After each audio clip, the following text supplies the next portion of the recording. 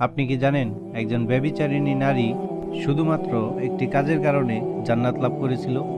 ঘটনাটি সত্য এবং কি রাসূলুল্লাহ সাল্লাল্লাহু আলাইহি ওয়াসাল্লাম এই ঘটনাটি নিজ মুখে বলেছেন। একদিন সেই নারী রাস্তায় চলতে চলতে একটি তৃষ্ণার্ত কুকুরকে দেখতে পেলেন, যে কুকুর তৃষ্ণায় জিভ বের করে মাটিতে লুটিয়ে পড়েছিল। চারদিকে পানি থাকলেও কুকুরটি পান করতে পারছিল না।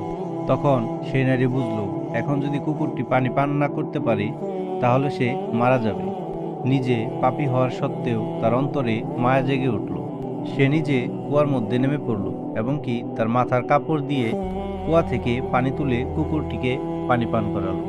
তার করা এই সামান্য কাজ আল্লাহর কাছে এতটা প্রিয় হলো যে আল্লাহ তার করা সমস্ত ভুল ক্ষমা করে দিলেন এবং কি তাকে জান্নাত উপহার দেওয়া হলো। এই ঘটনাটি সহিহ হাদিস দ্বারা প্রমাণিত।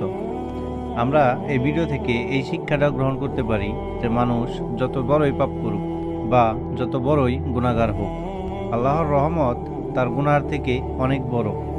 আপনি কোনো ভালো কাজকে কখনোই ছোট মনে করবেন না, কেননা ছোট্ট একটি ভালো কাজ আপনাকে জান্নাতের পথে নিয়ে যেতে পারে ইনশাআল্লাহ। তো আজ থেকে সবাই ছোট ছোট ভালো কাজগুলো করার চেষ্টা করব ইনশাআল্লাহ।